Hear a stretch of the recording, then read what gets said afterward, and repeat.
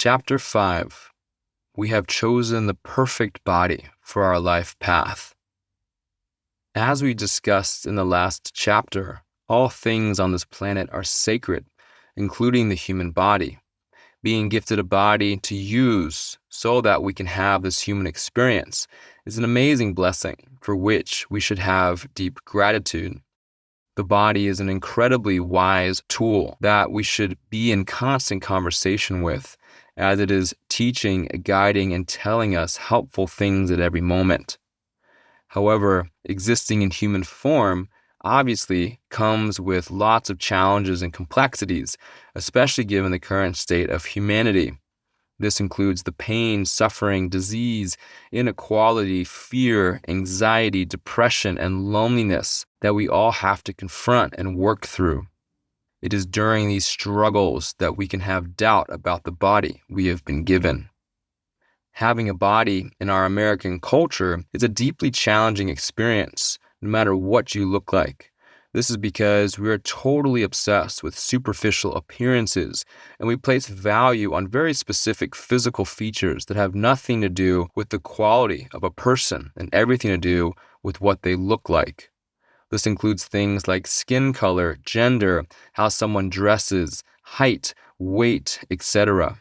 Furthermore, we have a deep history of racism, sexism, discrimination, and inequality when it comes to people of color, women, and people from the LGBTQIA+ community, just to name a few social groups.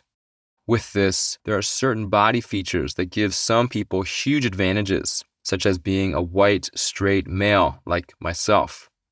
Since having certain body features predetermines how someone is treated, people who are born into groups that are actively discriminated against experience being harmed, judged, and treated unfairly just for being themselves. And due to this, body symptoms arise as indicators that something isn't right. These symptoms include deep confusion, inner turmoil, self-hatred, depression, loneliness, anger, anxiety, and so on. Unless people are helped to gain clarity that this has nothing to do with them and everything to do with the unjust society we live in, it's easy to conclude that something is fundamentally wrong with who they are. With this painful conclusion, it's easy to blame our body for being a huge part of the problem. If only I could be different in this specific way, life would be better, easier. Because of this type of thought and feeling, many people spend a good chunk of their lives, especially in their younger years, trying to hide who they are, resisting and devaluing their authentic nature, and instead trying to fit in. This only adds to the pain and suffering they are experiencing because resisting ourself is a form of self-harm. Of course, we can have compassion for the choices people have to make to fit in as they attempt to access the love and connection they need. However, as we go through a healing process and return home to who we truly are, we begin to see how wonderful our body is and how our unique qualities are gifts to be valued and cherished. It turns out that the body we chose for ourselves before coming down to earth is specifically designed to give us the experience we need in order to grow emotionally and spiritually, and to bring our gifts into the physical world. Nothing is by accident. Everything is chosen with purpose. As fully conscious, infinite spiritual beings, we have the ability not only to create anything we imagine, but also to see clearly what is needed in order to grow and learn. Furthermore, because we come from an unconditionally loving place where we can't die or be harmed, we have the freedom to challenge ourselves in deep ways, knowing that nothing bad will ultimately happen to us. When we choose to come to the physical realm, it's like joining the cast of a play. We get to explore new identities, new experiences, and new feelings while knowing that all of it isn't our true reality. It's make-believe. This doesn't diminish or take away from the sacredness, intimacy, pain, or learning that comes from being in the physical realm, but the designing of our life and our body is done with the consciousness of ultimate safety. When we do our pre-life planning, we have very specific intentions and goals. Maybe we want to learn more about giving to others or be part of a culture that is deeply connected to nature. Maybe we want to experience creating and birthing life or to inhabit the body of someone who will be unfairly discriminated against so that we can heal and then teach others how to treat all people with love and care. There are so many possibilities for what we can learn and so many opportunities for personal growth. As we become clear on our goals, we strategize with other souls from our soul group about how to make this happen. Other souls are part of the conversations, not just because we are always open to their wisdom and guidance, but also because we need these souls to come with us to Earth to make it all happen. As we discuss this, we ask key questions such as, what time period would allow me to accomplish my goals? What gender, skin color, ethnicity, socioeconomic status, and passions do I need in order to give myself the best probability of making my life intentions happen? What key events and challenges do I need to put in place to activate my growth and evolution while on Earth? What roles do I need other souls to play so that I can arrive at my destination? These are all discussed during pre-life planning. This level of thought and consciousness was put into choosing the body that you now inhabit. Nothing about your body is random or by accident. It's all a part of helping you evolve and experience life in the ways you hoped for, and it was all chosen with loving intention. This includes the challenges that come with the body you chose. Each of us has key physical, emotional, mental, and spiritual challenges that are part of the body we inhabit. This includes the hurtful experiences that are done to us, the diseases and ailments we have to go through, the physical limitations we are born with, the authentic drivers within us that clash with acceptable social norms of our culture, and the mental and emotional wounds that we struggle with. Each of these experiences is designed to take us on a journey of transformation and learning, one that is not necessarily easy, but is ultimately rewarding in deep ways. This purposeful design does not excuse any inappropriate and harmful ways that people mistreat others. We should always be working towards spreading love, kindness, and care to everyone and everything. This also doesn't give permission to people not to take responsibility for the health and wellness of their body. We all have a responsibility to try to better ourselves throughout our lifetime, and the body is a catalyst that can help us do that. Furthermore, since the body is a sacred gift, we should always have the intention of taking good care of it while we are in it. Our body is an incredible guide for us while we are here on Earth. Not only is it energetically sensitive and always telling us key information about the people and places we are experiencing, but is also an avenue where the universe and our spiritual guides talk with us. Furthermore, our body is energetically attuned to our authentic self and our life path, and is always guiding us towards both. Last, the body is very aware of the healing journey we need to go on in order to process the challenging and hurtful things we've been through. All of this body guidance is done via our thoughts, feelings, physical ailments, and intuition. For a deep dive into this topic, check out my book, The Highly Intelligent Body: How Listening to Your Body Helps You Heal and Connect to Your True Life Path. Beyond the specific challenges we experience in the body, we also have unique features and drivers that are meant to guide us. This would include passions and activities we are drawn to, things we desire to create, experiences we crave, wisdom and knowledge that arises within us, and the unique ways we feel called upon to express our authentic self.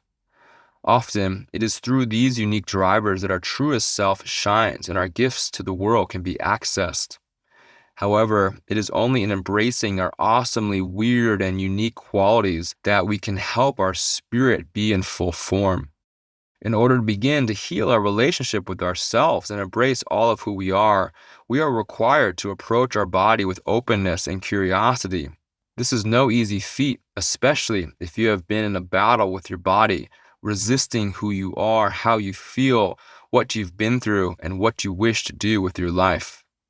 Since our Western culture teaches us to have a negative relationship with our bodies, one of control and dominance, versus working with it as a helpful team member, it is most likely that you have not been given the skills to approach yourself with a kind and loving heart. Therefore, it is only through the support of another person, such as a coach or therapist, someone who can hold a curious and loving space for you, that you can start to approach your body with the same mindset. It is only by being held by others in loving and compassionate ways that we can eventually learn to mirror this ourselves.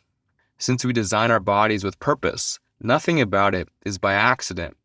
Everything is meaningful and relevant, including every thought and feeling we experience. This can be hard for some people to understand, especially if you have experienced a lot of body pain or have not received enough validation for the thoughts and feelings that arise within you. Too often, when we express how we are feeling or the thoughts and ideas in our heads, we are met with responses that either make us feel bad about ourselves, invalidate what we are going through, or even get us into trouble. With these types of interactions, we learn that our bodies cannot be trusted and that our thoughts and feelings must be bad, inaccurate, or random in some way. This couldn't be further from the truth. These types of negative experiences prevent us from learning that all of our thoughts and feelings are relevant and important in some way, and that our body is extremely wise and would never make us experience something without a purpose behind it. Due to these unhealthy responses from others, we are trained to fight against how we feel, eventually perpetuating this cycle within ourselves.